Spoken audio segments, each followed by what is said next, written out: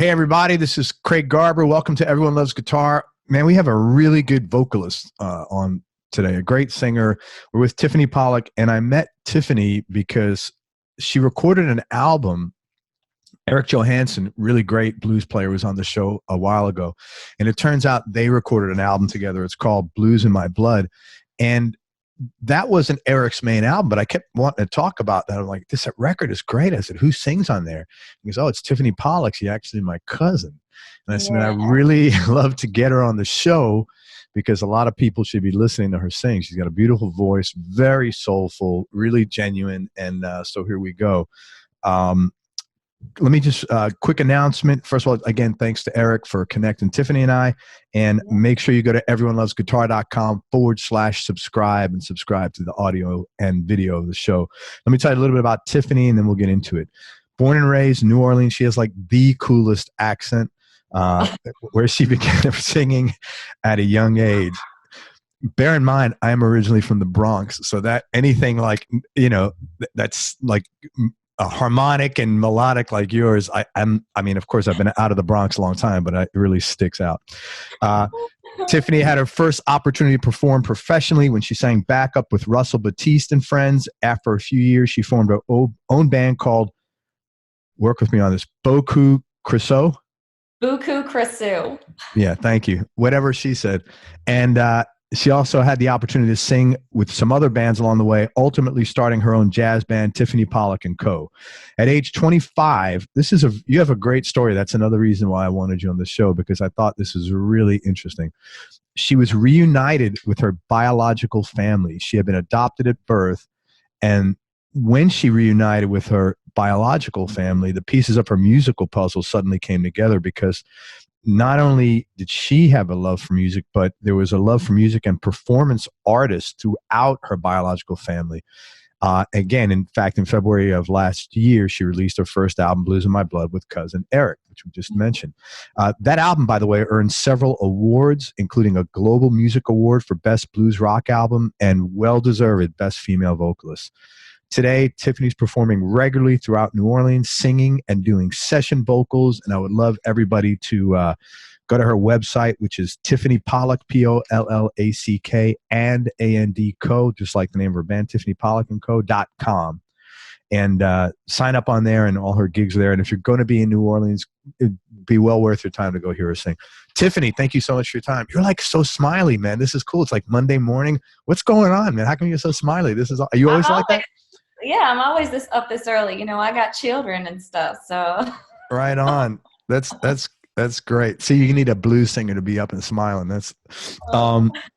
Hey, tell me, this is like a really good story about you being reunited with your biological family. And if you're comfortable, to whatever extent you're comfortable, tell me how did that get started, and how has connecting with your original biological family changed your life and impacted you? Oh my God, it's impacted me tremendously. I mean, I grew up, I always knew that I was adopted. And I always expressed a want and need to find my biological mother specifically. And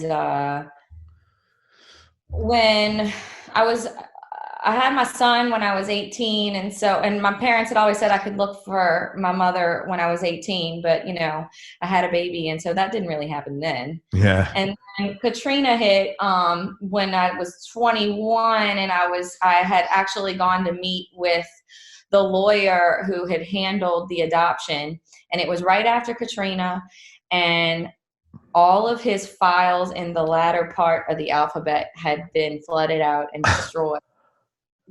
And come to find out, that's where my files would have been, because my mother's last name was Ward. Oh my God.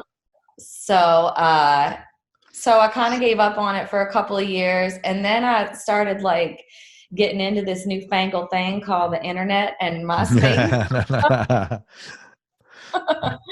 And so I found these Catholic registries online, and I just started putting all of my information on them. And for several months, maybe a year, I had been talking to a gentleman named Charles Ward on MySpace, and I thought he was just he just liked my music and, because I had my band and stuff then. Did you have any idea? Were you hip to the Ward last name though at that point? No, I wasn't. Oh, okay. That's okay. Wow. Okay. Now I see the magic in this. Go ahead. Yeah. So I had no idea who I was talking to, that I was talking to my uncle. And he had an inkling, but he didn't say anything. How did he have an inkling? Picture. Look, I don't know. Maybe he found that. I don't know exactly how he figured that out. He is like the detective, like sleuth of the family. He's like, did you know if your guitar, bass, pedals, or any of your music gear is damaged, broken, or stolen outside your home, your homeowner's insurance policy will not provide coverage for any of it? That's right. Homeowner's insurance only pays if something happens inside your home and if the items are not used for business purposes. But Music Pro Insurance insures all your music gear no matter where it is, anywhere in the world, even when you check it in as baggage on an airline. Here, let me give you some actual examples of coverage they've provided. You're in a car accident and your equipment is damaged, boom, you're covered. Your kid pours apple juice into your amplifier, covered. Someone accidentally spills beer all over your pedal board at a gig, covered. In fact, any kind of theft or accidental damage is covered, even water damage from hurricane and breakage from earthquakes. But here's what makes Music Pro really different. They're not going to argue with you over the value of your instrument or make you run around looking for receipts when it comes to paying your claim. They know exactly why your vintage instrument is worth 10 times more than a new one. Plus, all claims are typically paid and fully settled in 24 to 48 hours. So if your equipment is not insured properly, go to everyonelovesguitar.com/Music Pro. Hit standard and then enter your information and get a free gear protection estimate. Don't be that musician who ignores this and then next month when something happens, you're wondering why you didn't take 10 minutes to do this properly. Make sure you go to everyonelovesguitar.com/Music Pro, enter your information and get a free gear protection estimate. This way, when something happens, you won't lose a minute of sleep because you took care of this already. I want to talk to you about the Bose S1, which is an amazing speaker for acoustic guitars that I've been playing lately. The S1 has two separate channels. It has one for your guitar and then another one for a microphone. And then there's a third channel you can use for a looper or for backing tracks that you could access by Bluetooth or through a 1/8 inch plug. And the S1s are also very easy to carry. It's got an easy to grab top handle and absolutely anyone can tote it around, and it's also rechargeable for up to 11 hours. The S1 was specifically designed to optimize the sound of your acoustic guitar on acoustic guitar gigs. The guitar and mic channels each have separate tone, volume, and reverb controls, and there's also a proprietary tone match switch which restores and optimizes the natural sound of your acoustic guitar, which, as you know, is typically the biggest problem with acoustic amps.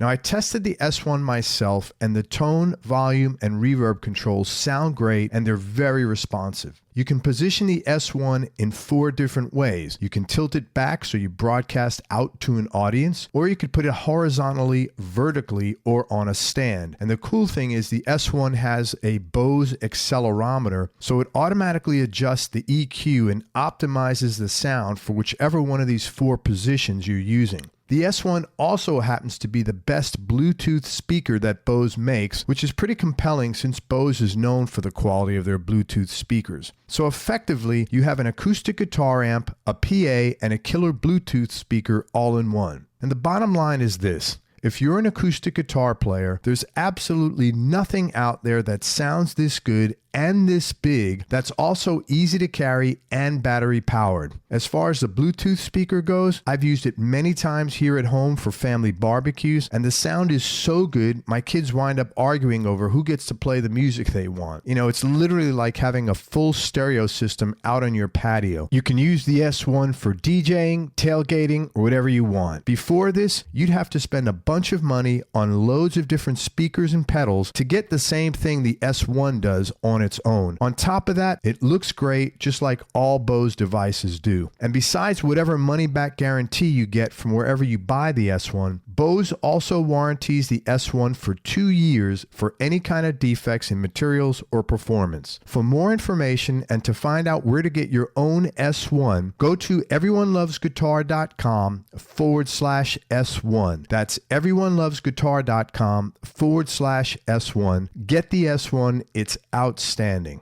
Are you looking to buy or sell a home in the Tampa Bay area without having to deal with pushy realtors? Then make sure you connect with West Florida Real Estate.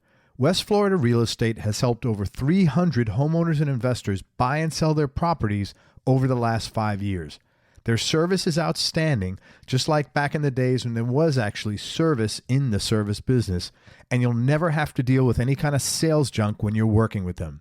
For more information, email Ann with an E at westfloridarealestate.com. That's ANNE at westfloridarealestate.com. If you're enjoying this show and you'd like to support it, go to everyonelovesguitar.com/support. And for information on advertising, visit everyonelovesguitar.com/advertise.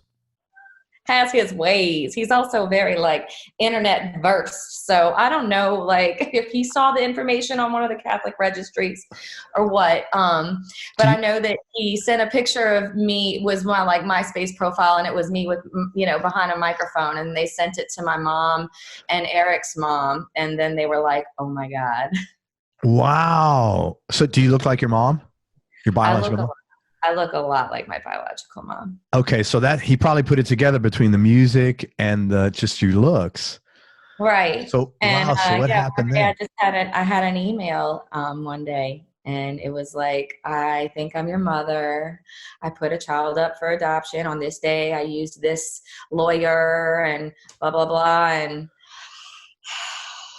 wow. Sent me a picture of her, and I was like, what was that like? It must have been scary. I mean, it had to be a little scary, no? No, I was not scared at all. I was like so excited and so like ready. Like I really had been waiting my whole life, dreaming about her, like, you know, looking at people's faces down the street to see if I looked like them, you know, like my whole life. Wow. So, oh my God. And I'll never forget like hearing her voice for the first time. It was just like, I just lost it. It was the most incredible conversation I've ever had in my life. Wow. And it was really nice that your adoptive family, your parents were so supportive of this as well. Yeah, they were. They all were, you know. I mean, I think my dad might have had a little bit of a hard time right when I started really getting connected with them and meeting them in person and stuff. Sure. But yeah, it's all good now. That's great. I'm so happy for you. That's such a nice story. I mean, it really couldn't have turned out any better. Yeah, that's so nice. And hey, and then how funny is that you ended up doing your first record with your cousin? I know. Yeah, that was cool. Very cool. And he's a hell of a guitar player too, which is great. Yeah, of course he is. Thank you for sharing. That's a very nice, really heartwarming story, and I'm glad it had a happy ending like that. Yeah, it was kind of cool, you know. I mean, my mom's a jazz vocalist and a bass player, and my grandmother was an opera singer. Like all this need to write music and play music that I've always had my whole life that had nothing to do with the family that raised me. It's like everything just made sense all of a sudden. Yeah. Has your biological mom come to your shows? Yeah. Yes, and we've now at this point, I go up to South Carolina every once in a while, and we perform together and oh my God, that's so cool.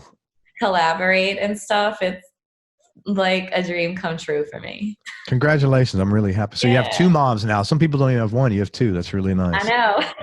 Good for you. That's wonderful. Yeah. Now, another thing that was very interesting about you in your bio, I read something about you being in the mortuary business, and that's not real common. And I don't even think it's common that there are women in the or maybe there are. I don't know. It is common now. It is. Interesting. All right. So how the hell did you get started in that field? Like, what do you do? And then you got to have some funny stories, man. I mean, I was working at a doctor's office at the time, and I was looking to go to school for something because I just needed to get a degree in something to make some more money. And I was looking at beauty school, and I was looking at EMS, just a little trade or something. And I was like, oh, beauty school, like I like the whole doing hair and makeup idea, but I don't know if I want to like have to deal with the general public. I hear you. And then I was like, oh, EMS, I'm really into science and anatomy and stuff like that, but I don't know if I want the responsibility of someone's life in my hands. Sure. And then all of a sudden it like dawned on me that mortuary could be both of those things. And you're not dealing with anyone per se because they're dead. So what do you do as a mortuary? Like, what does that entail? It's like, do you embalm things? Did you embalm that animal behind you? That's Foxy McGee, and I did not taxidermy Foxy McGee. It wasn't like a side project of yours while you were training? One day, that's a hobby I'd like to take on when I have a little more time. Taxidermy, yeah. One day I'll get into that. Good for you. Yeah, 2 kids kind of cramp your style with time. Or 3 kids, sorry, yeah. Yeah, and music career and a marriage. And it's a lot of stuff. Totally, very much. But I am licensed to embalm bodies and to arrange and direct funerals is in a nutshell, what I was doing. I was doing removals, going to people's houses after the coroner had been there and removing the deceased from and bringing them to the funeral home and caring for them then. And I enjoyed the preparation and the prep room side of things more so than meeting with the grieving families. That is heavy stuff. Yeah, well, you're like a really happy person too. You're like spunky and like, do you have to totally, like, you're walking into a situation, you have to totally dial that down, I'm assuming? Or how do you? I'm a very empathetic person. Sure. And so I kind of like feel the vibe when I come into a room, and it's pretty easy for me to adjust to that. Good. The problem that I had the most with directing funerals and meeting with families in particular was that I was giving all of myself to them emotionally. And made me a great funeral director. All of my families loved me because I was very, very passionate about what I was doing, and I took it very, very seriously. And it was a very heavy burden to bear. And then I would come home and I had like nothing left for myself. Yeah, that's draining. So yeah, that's why I'm not doing that anymore. Yeah. Well, good for you. It's good that you're really good at it though. It's good that you recognize that it was not like emotionally healthy for you basically to do that over a long period of time. It's smart. Sometimes people don't, they know stuff like that, but they don't do anything about it. Right. I just, my kids, I needed to have that. I needed to have something left for my kids when I got home. And yourself, as it is when you're a mom and you got a music career. I mean, there's not a lot left there. Right. Yeah. Because I've always been doing music part-time, even when I was doing that like full time. So yeah, it was a lot to juggle. I loved doing the prep room stuff though. I loved preparing the bodies, and I felt like I was doing a service to the public, and that I was helping the families in a way where I didn't have to deal with the burden of their grief, but I still got to do something super meaningful for them. Yeah, totally get that. And I got a lot of satisfaction out of that. If I went back, which is why I still keep my license current, if I went back, I would definitely go back and just work in the prep room. Yeah. Wow. Any weird stories, like, not knowing anything about this? Maybe it's not, but it would seem to be the kind of career that you'd have some weird stories or something. Well, I mean, Michael, that song I wrote on a blues album, I used to, I don't know if you believe in like ghosts or anything. Yeah, I believe in anything, to be honest with you. I used to feel a lot like sometimes they were following me home after I would work on them. And Michael was about a young man that I embalmed when I was doing my internship. So I was still really new and everything really affected me. You know, you're not quite desensitized yet. Yeah. And he was my first young guy that had died of a heroin overdose. And it really struck me because we also dressed him in, you know, military dress. He was like a Navy boy. And he was only 19. And, you know, it just bothered me. And so, you know, when I used to work on the bodies, I used to like sing to them and talk to them and stuff, because I always felt like their spirit was in there with me, watching me. And I wanted them to know that I was there to help them. Yeah, you're taking care of them. Right, exactly. Yeah. And so, you know, I embalmed him and I came home and I just had this like awful feeling, you know, and I went to bed that night, and then I woke up in the middle of the night to the sound of what sounded like a young man's voice in my living room saying, "Mama." And he was like, "Mama, mama," like he was questioning, like, "Where are you?" And I just kind of woke up and I was like, "She's not here, baby. Your mama's not here. You got to go home now." Yeah. Wow, that's pretty heavy. Like that. Yeah, stuff like that used to happen every once in a while. But that was one that really stuck with me, and that was really like, wow, like that's pretty heavy. Yeah. Anytime somebody young dies, like especially over something needless like a drug overdose, you know. Exactly. Wow. Well, thank you for sharing that. That was really nice of you. Yeah. So that's what that song was about. How did you play with Russell Batiste? And anybody who doesn't know, Russell's the drummer for the Funky Meters, huge popularity, especially in New Orleans. But how'd you hook up with him, and how'd you first get started in the music business in general? Well, I have always been singing and writing and stuff, but you know, I grew up in Slidell, and if you were a girl in Slidell and you didn't sing heavy metal music, then there were no bands for you. Is Slidell a big metal? It was, you know, in the 90s, I guess. That's funny. Early 2000s. Where's Slidell? How far, like frame of reference, like how far from New Orleans is it? It's like a 30-minute, it's directly across Lake Pontchartrain. Okay. So it's separated by the lake. It's on the North Shore. Your accent is so funny. It's awesome. You just sounded like you were from like Long Island for a second and New Orleans at the same time. That's my dad's like Chalmette family coming out of me. Is it? Well, you know what? I'm like an auditory, so I'm very like, you know, hearing driven. So, and I love accents because I grew up in New York City and everybody's from somewhere else, you know? And so I'm the kind of guy who'll be sitting down and someone will say, "Man, where's our waiter from?" I'll be like, "Oh, Lebanon." They're like, "Come on, how do you know?" I'm like, well, ask them, and it's from Lebanon. So I really dig accents. Sorry, I don't mean to make it awkward. It's really cool. I spent a lot of my childhood in St. Bernard Parish.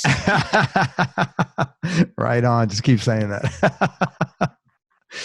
Oh, wait a minute. You know, I just saw a movie about that. The Pharmacist? Yeah. Oh, so good. Holy smokes. That was pretty heavy. Yeah. That was real heavy. I was actually a pharmacy technician, working as a pharmacy technician during that time. And it was during that time that I actually left because of all the crazy shit that was going down. Yeah. I filled lots of Dr. Cleggett's prescriptions. Did you really? That was, you know, it was really sad. I know this is totally off topic, but anybody watch this movie, The Pharmacist. I was so upset that this woman did not get any kind of. Didn't go to jail. How is that possible, man? I don't know. I mean, I don't know. It's just it was just so upsetting for how much pain and suffering she was responsible for. No, I can't believe it. You know, and I understand the accident she had probably weighed on that. But man, you got to have some penalty, man. So many people died. I have like for people that I grew up with in Slidell that OD'd on opiates. Yeah, it was really bad. Yeah, that's amazing. Bad. Holy crap. We used to fill what we would call a Happy Meal or a Happy Meal and a shake. Which was? And a Happy Meal was 90 Lorcet, 90 Soma, and 30 Xan bars. Holy shit. Okay, and this was like once every 2 weeks or some shit. These people would get it. 90, wait a minute. They would get 90, 180, 210 pills in every 2 weeks. That's just the Happy Meal. Sometimes they would get a Happy Meal with a shake, which was that prescription, plus 90 either Oxycontin or methadone. Wow. Oh my God. They didn't talk about numbers like that. Is insane. We literally had like walking zombies just in the pharmacy all the time. It was so startling and disgusting. Oh my God. That is so creepy. It was a horrible, horrible thing that was happening for a while. Have you written a song about that? No, I actually never did. I mean, I wrote a song about one of my friends that died during that time. Yeah, I'm sorry about that. That's terrible. Recorded it or anything, but Wow, yeah. I can't believe that you filled those Dr. Leggett's drugs. Wow. All right, sorry, that was totally off topic. Russell Batiste. Okay, you said if you were a woman in Slidell and you weren't singing heavy metal, but you broke the mold. So go ahead, take it from there. Well, because I left Slidell. Did you have to, like, could you not have sang blues and so, like, are you barred from singing blues in the Slidell? Or? I mean, maybe I could have if I had known the right people, but the people that I was hanging out with, that was just not the scene I was involved in. Yeah. So I left New Orleans, I left Slidell and I moved to New Orleans, and then I met my now husband. Right on. And he and I were living together, and he bought a house, and it was a house on Tchoupitoulas in Bordeaux, and so it had like it had like a shotgun house with 2 rental units, and we rented one of those units to Russell Batiste. Oh, that's so funny. You randomly, did you know who he was? Like when he came in? No, because initially his girlfriend at the time, Rita, who I ended up starting Buku Krasu with after, she came in to look at the apartment, and I showed her the apartment and everything. And so they got it. And so we didn't meet him until they came to sign the lease, and he came over, and he's just such a character, and we became friends, and we were hanging out all the time, like.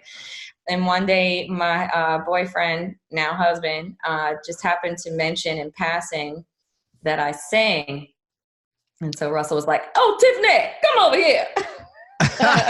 You do that well. And so you started singing with him. Yeah. That is so cool. And he was like, "Sing Lady Mama Live," and I was like, "Okay." That is so cool. Wow. So yeah, I was singing backup for him for a number of years, and then him and his wife and his wife and I started a band of our own, and then like after she took off, I kept up the band myself. Buku Krasu. Yeah, that was the beginning of that. That's so cool. What a great story. Did he pay his rent on time? I'm just kidding.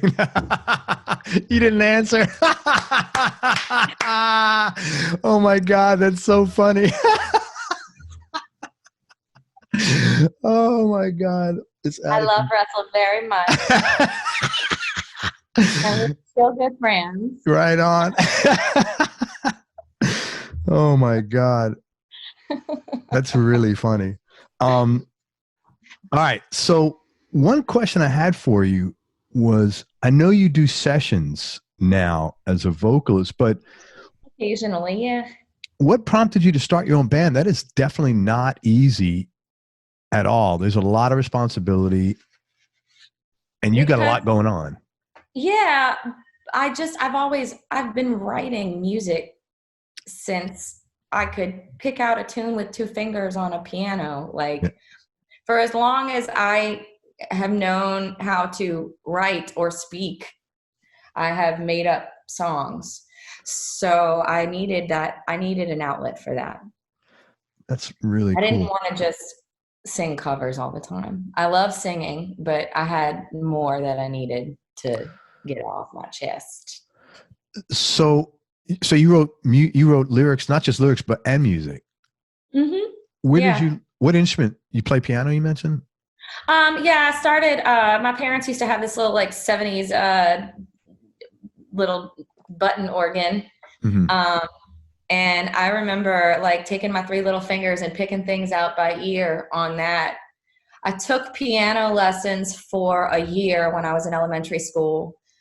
And my teacher got so frustrated trying to teach me how to read music that eventually she would teach me my pieces by just playing a little piece of it. And then I would play a little piece back, and we'd do that back and forth. And then she'd send me home with a tape. Okay.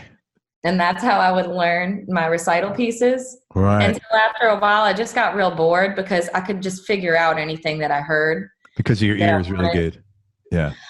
So I stopped taking piano lessons, and then I just kind of progressed playing by ear. After Katrina, I stopped playing piano because my piano got destroyed. Oh my God. And I didn't have another one for years after that. And the doctor's office I was working at when I found my mother, some man came in one day and gave me a ukulele. And so then I learned how to play that. That's so fun. So you write your songs on ukulele now, and you work them out. I still use piano a little bit because I can pick something out by ear. I mean, obviously I have a piano now. Right. I can pick something out by ear easier still on the piano. But yeah, I have been writing primarily on the ukulele now. That's so funny. Wow. Well, you write some really beautiful music. Where did you just started singing naturally? I mean, did you have vocal lessons or anything? Nothing. No, never. And I've had so many people ask me if I could teach, and I'm like, nobody ever taught me, so I don't really know how to teach you. Yeah. Your voice, sorry, I don't mean to sound ridiculous, but you really have a beautiful voice. It was just like really moving, and it fit that music so well. Hey. No, you're welcome. Thank you for putting your stuff out there. It was great to listen to it. And I'm not a vocal person, really. You know, I don't listen to music for vocals. But when I hear great vocals, man, it's, great is great, whatever instrument it is. So thank you. So your band is primarily a jazz band. Well, it started out that way, but since this blues album came out, now we're kind of venturing off into other things. That's great. Yeah, you should, because you're super talented. That's all. I mean, that's great. We're doing like more of my original stuff, and I mean, I have original jazz tunes too. I'm obviously doing my blues stuff, and I'm kind of going back to what I was doing with Buku Kresu and incorporating more blues and funk and country and okay, cool stuff. Have you collaborated with anybody outside of Eric, like musically? Since the album, I've been collaborating with people, but never before. No, that's not true, because I wrote music with Russell's wife, Rita. Okay. For our Buku Kresu before she left. Okay. But it was more like her lyrics, and me backing her up, or like my song and her backing me up. We didn't necessarily, I think we wrote like one song that was actually her coming up with a melody and me, okay, lyrics and stuff. That's a good fit for you, I'll tell you. Yeah. Any, where do you see yourself? Like, what are your goals, if you have any, like short or long-term goals? Like, what are you excited about musically? What do you, think you'd like to do? Or I want to keep doing more collaborations. I want to start doing some small tours. Just like I've been going out of town a little bit, like regionally, like just for the weekend and here and there. And I want to do more of that. And I want to eventually, branch out more as my kids are getting older. Yeah. Yeah. Good for you. I just want to do this music thing the right way. You should. You're excellent at it. And you have your talent is, you're very talented. What, Do you take how many people do you take on the road with you? Well, lately I've just been going by myself, and then I'll have a band waiting for me when I get to wherever I'm going. And you'd have one rehearsal or something like that? Or not even? Just like, guys, here's the charts or here's the songs, learn. Here's the charts, here's some audio recordings, here's some YouTube videos. Yeah. Good for you. You know what? I think that's really good that people are listening to this, because a lot of times people feel like, I can't do this until I do that. And that's really bullshit. You can do whatever you want to do and make the best of it, and this happens in every, I have people emailing me about and I don't really have time to answer these things anymore, but man, I want to start a podcast, do I buy this mic or that mic? And I don't know. I had a shitty microphone actually for 600 episodes. And then I said, I should probably upgrade my equipment. Just get it done, man, and worry about that crap later. If someone's not happy with it, they'll let you know pretty quick. And then you say, I need to upgrade, and I really respect what you're doing there, because you love music. You have a great talent and you want to play it and get it out there, and you're doing it. You're not worrying about, the band may not. So what? The band makes mistakes. Who cares? They always make a couple of mistakes, but you just roll with the mistakes. Absolutely. That's great. I have a lot of respect for you doing that. I come from a jazz background, so it's all about improvisation. Totally. Do you do a lot of jazz improv vocally, or do you do any of that? I do a little bit of that. Yeah. I do a lot of it when we're learning something new and we're still figuring it out. And, That's cool. That's how I, come up with some of my best stuff. Yeah, I'm sure. That's how everybody does. Guitar player, anything. Oh man, this lick sounds good. Let's do something with it. It's the same thing, I'm sure, for vocals. Yeah.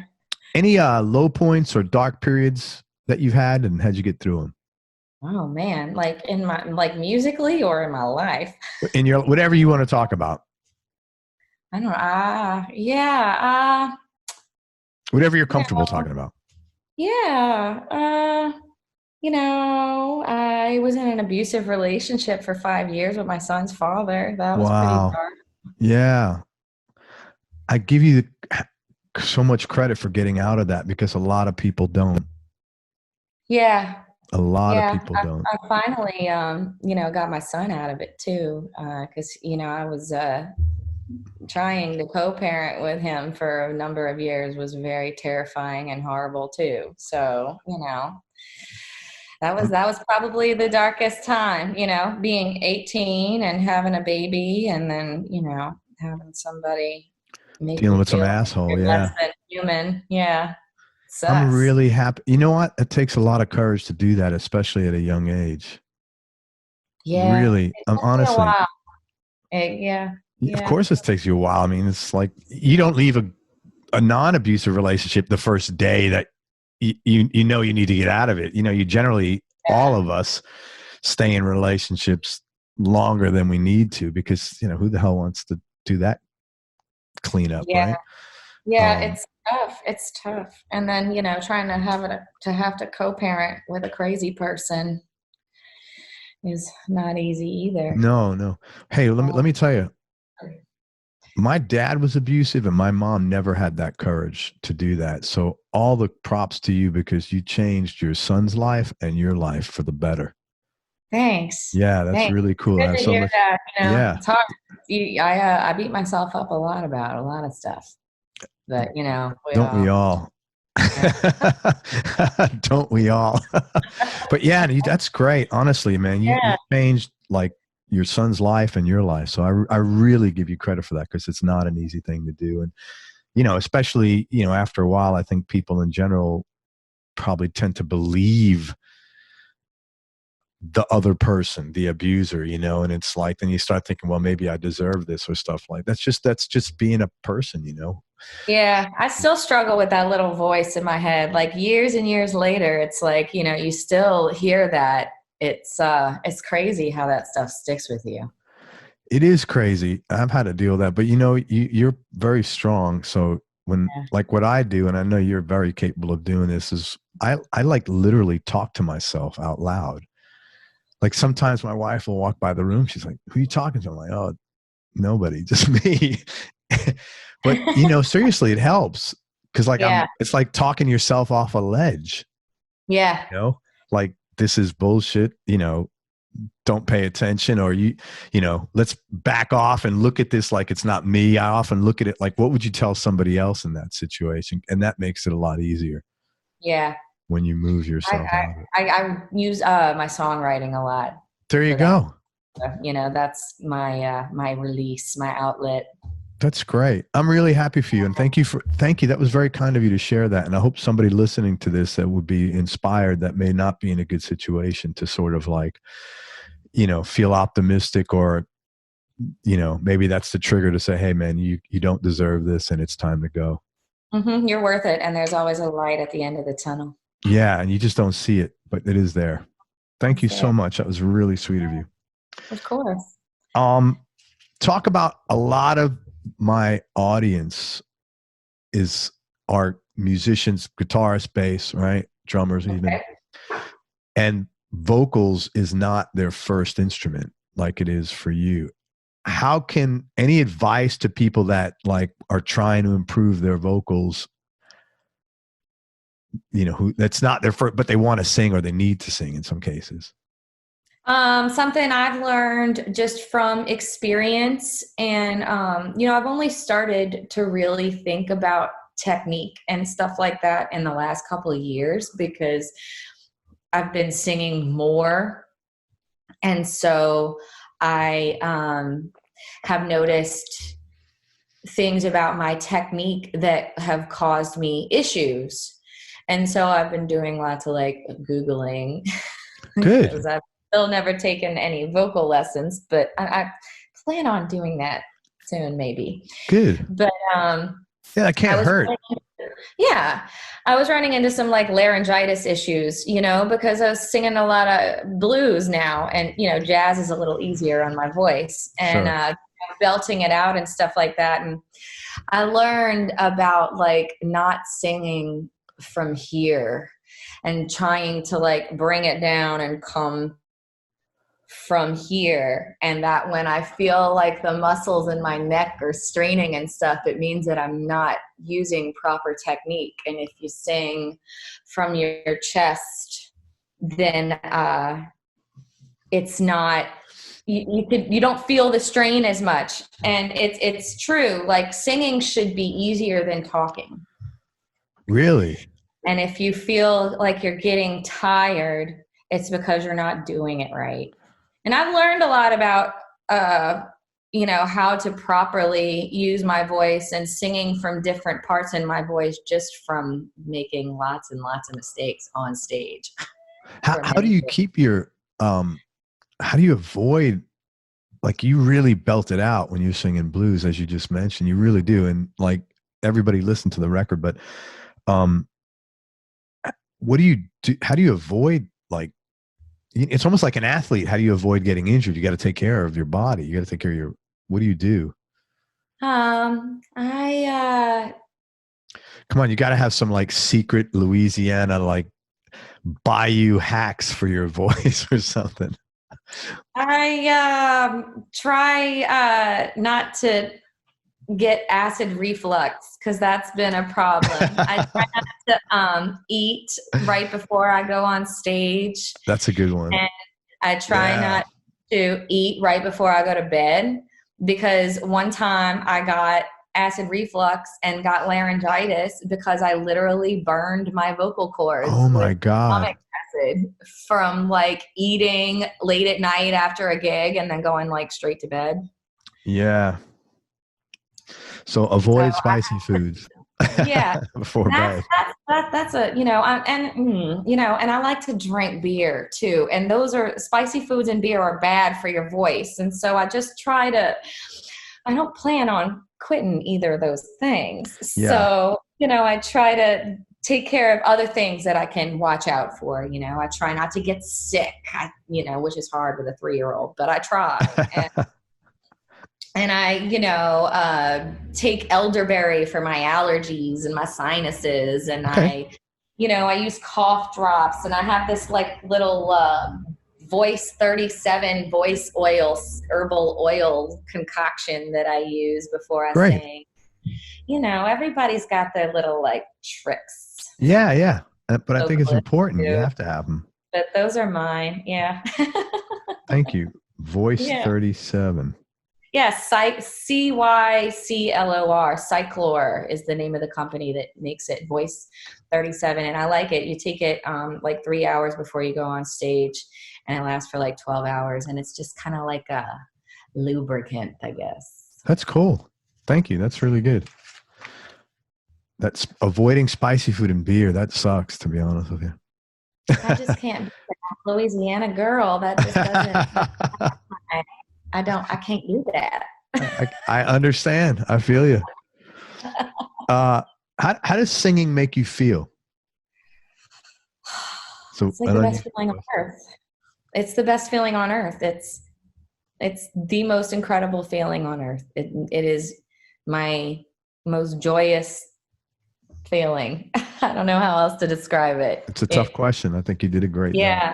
I don't know how else to describe it other than like pure joy and release. Very cool. What was the first? Do you remember the first record you bought or CD? Yeah. Or maybe a cassette. REM? Cassette? I'm embarrassed to tell you the first cassette that I had. What was it? It was New Kids on the Block, Step by Step. No, but so it was probably pop music then. Yeah, so that makes sense. That's totally fine. And the first CD that I ever bought was REM's Out of Time. Yeah, that's a great record. Mm-hmm. Step by Step. Yeah, New Kids on the Block. All right. You're doing so good. I wish I could say it was something. You're doing so well until that. No, I'm just kidding. That totally makes sense. That's what was popular. Tell me your top 3 Desert Island discs. Oh, just for right now.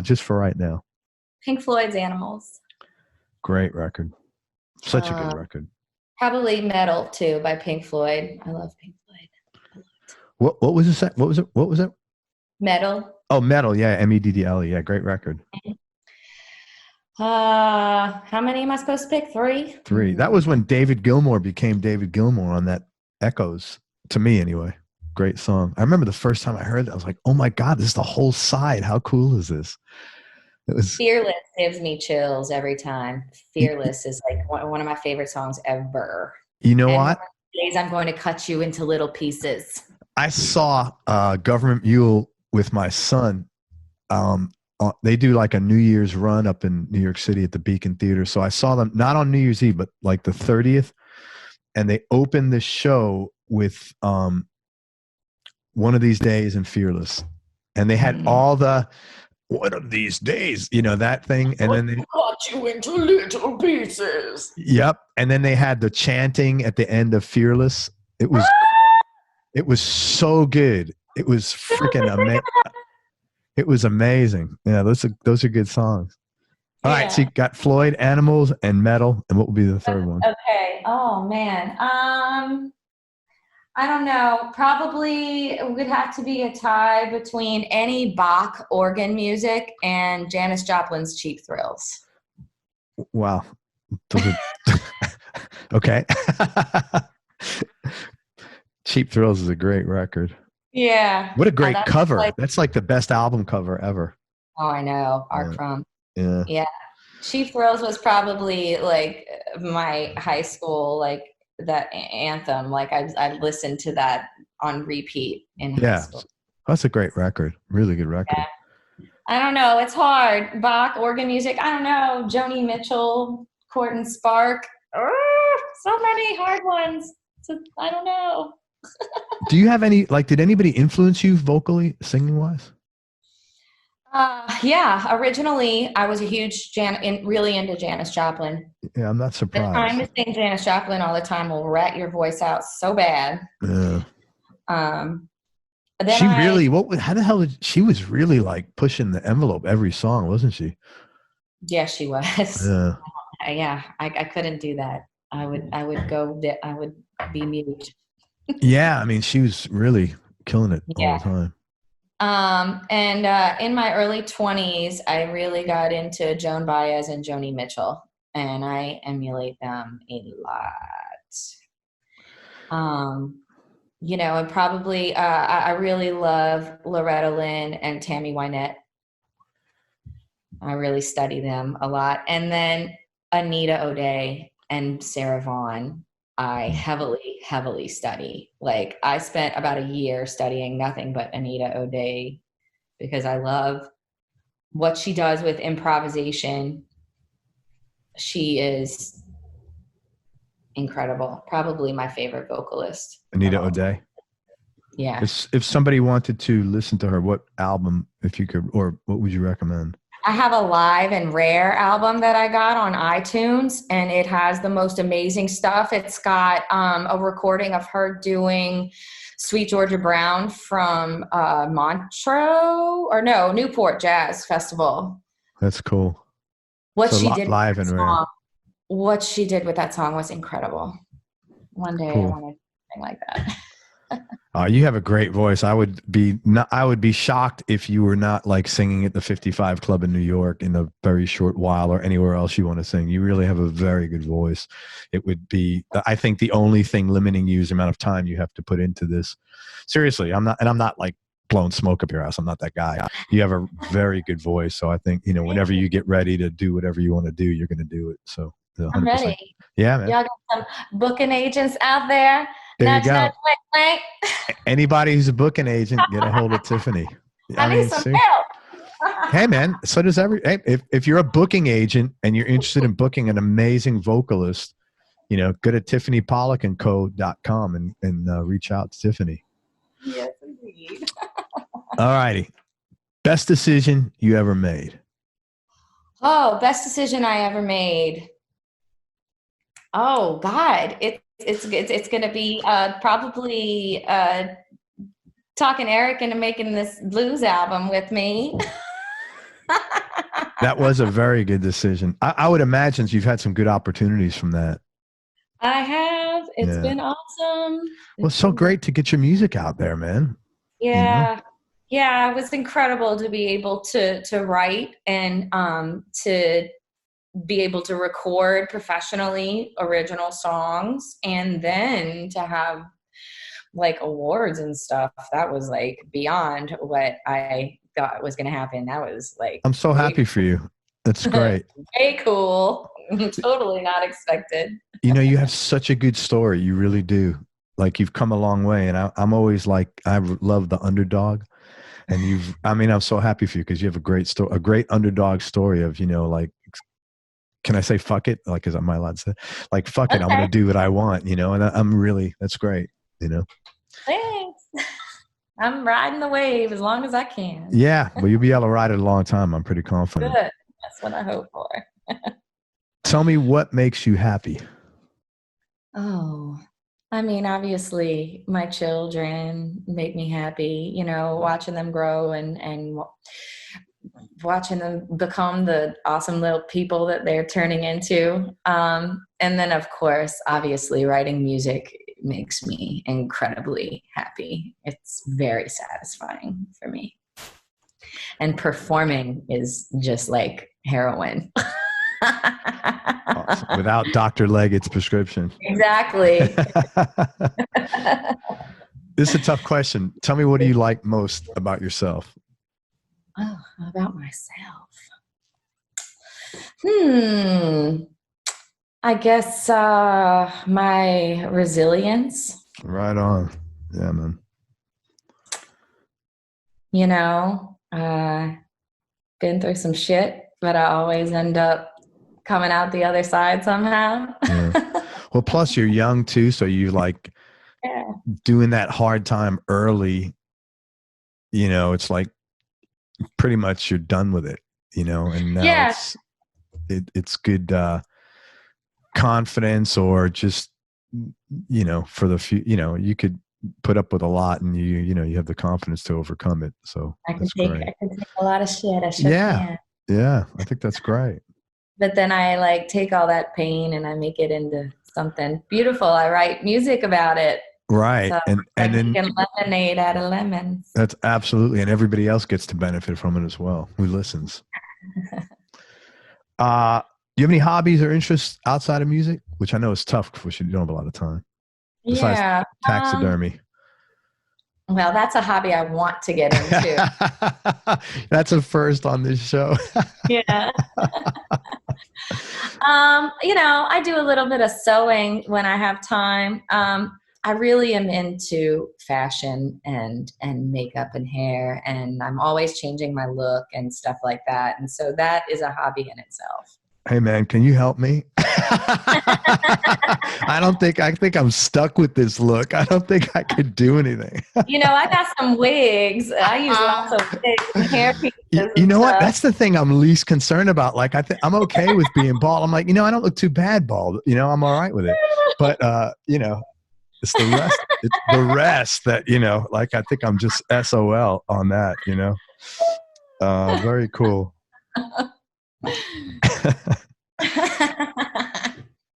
Tell me 2 more questions. Okay. And you've been lovely to talk with. I really appreciate it. You're a very nice person. I really appreciate you sharing all that stuff, and you're going to do great. Sure. Yeah. I'm pretty much an open book. All of my songs are basically my diary anyway, so I might as well just put it all out there. Yeah, but it's really cool of you to do that, because I think when other people hear things, they may not feel so alone, regardless of the situation, Yeah, that's partly why I don't have a problem with it, because I have felt that aloneness and it's not fun. So no, and I think once you get through something, any kind of crisis, I think if you're a halfway decent person, you do have some sense of obligation to, okay, I need to pay this forward somehow, because this is optional to take this bullshit, whatever bullshit you're taking at the time. Most of it is optional, So yeah. All right, 2 more questions. Toughest decision you've had to make, or most difficult thing you've had to do?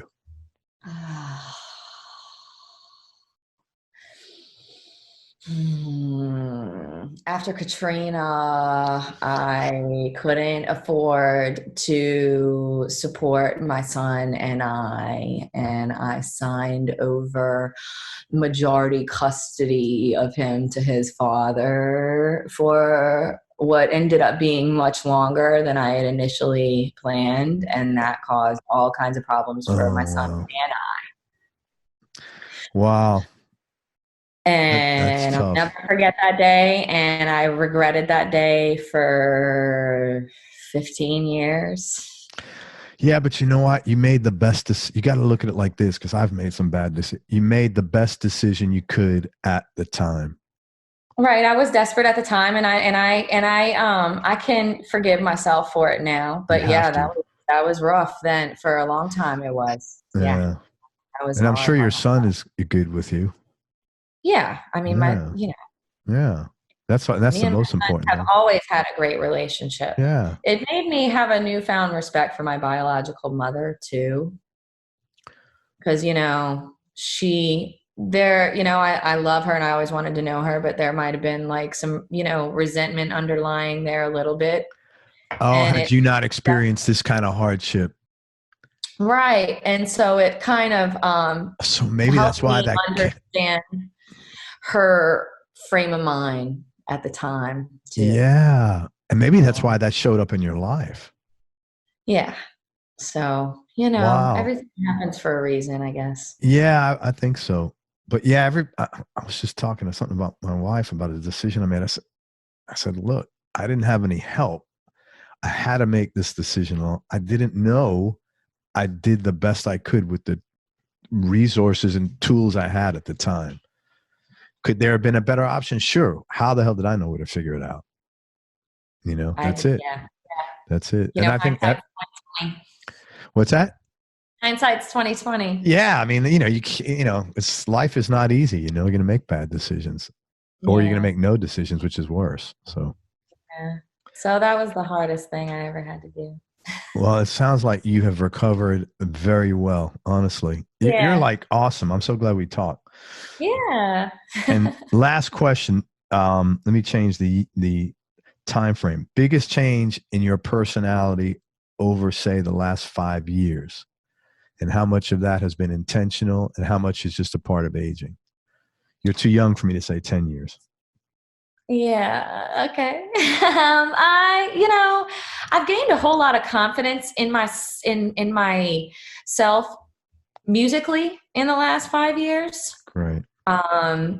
Vocally, I feel like I've developed a lot since I quit the mortuary business and have devoted myself full time to music. Great.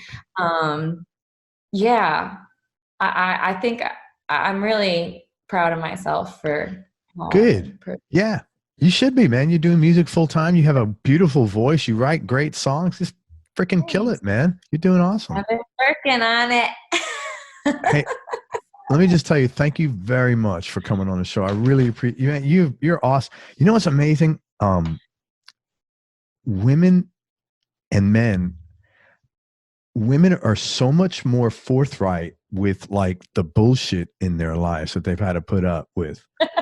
Like I've had women like first question, it's not even related, and they start telling their story of, they were abused or they were in rehab 6 or 7 times starting at 13. Guys, like the tail end, they drop it like 90 minutes later. They're like, well, by the way, one thing I didn't mention, and I don't like, it's not like I'm looking for it. It's like, if you want to share it, great. If you don't, that's cool. I mean, this is like, but it's really interesting to note that women are very, I don't know why, but women are much more like,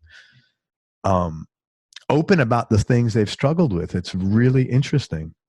Yeah. Well, why is that? Gotta be, I don't know. Maybe it's the times that we're in now. I know that I certainly have been feeling recently that women need to speak out more about what they have to do and deal with on a daily basis. And I also feel like we all as women need to look out for each other and let each other know that we're not alone and that we're all in this struggle together and that I got your back, girl. Yeah, but maybe that's it. Maybe women are more like open about, hey man, I'm saying this because I want other women to hear this and know that it's cool. Whereas a guy, maybe a guy might feel weak, which there's no reason to. Life sucks sometimes, and just like irrespective of your personal strength or metal, but it's really interesting. I mean, like, yeah, 100% consistency, not 95, 100. Every woman I've come on is just like, boom, let's get into it. I'm like, wow, that's pretty freaking cool. I think that just takes a lot of courage and stuff, balls and stuff. So, and you got it. Let me tell people where to find. Thank you very much. And next time, your next record, please come back on the show. I would love to. We could do a short show to promote it. I would love to support your music. You have a beautiful voice, and I'm really happy to see your career, going up. Thank you so much. Oh, you're welcome. Thank you. Let me tell you where to find Tiffany. It's Tiffany Pollack, TiffanyPollack.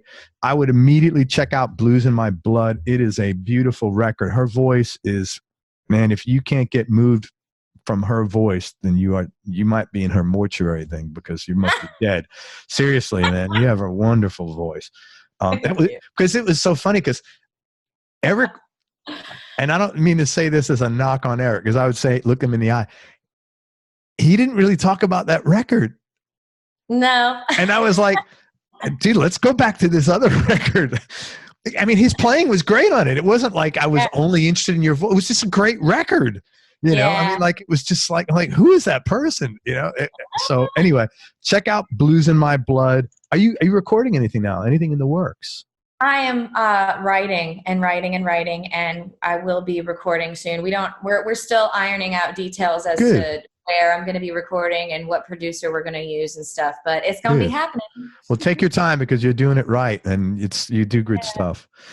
Go to Tiffany's website. It's at Tiffany Pollack and Co, A-N-D Co, like Tiffany Pollack and Company, like it's the name of her band.com. So it's tiffanypollackandco.com. She posts all her gigs on there. She's got a really nice website, actually. And on social media, on Facebook, you can find her page at Tiffany Pollack and Co. And on Instagram, she's at Tiffany Pollack.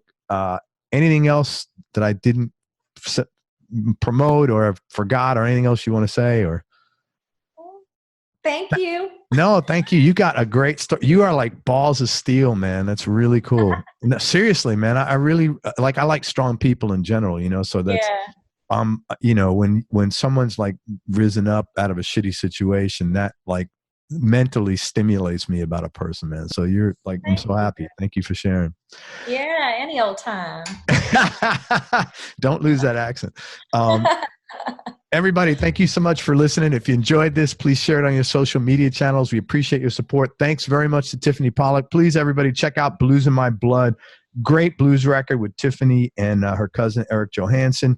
Go to Tiffany Pollack and Co, co.com. And if you're in New Orleans area, go see her sing, man. It will be the best week, the best day of that week at a minimum, maybe the best day of the year. She's a very talented vocalist. She puts a ton of heart and soul into what she's doing, man. She's giving you 110% out there, man. So that's alone is worth everything.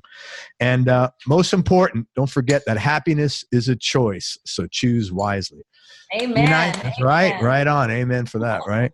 Be nice. Go play a guitar or sing and have fun. Until next time, peace and love, everybody. I'm out. Tiffany, thank you for everything. Absolutely. Thank you.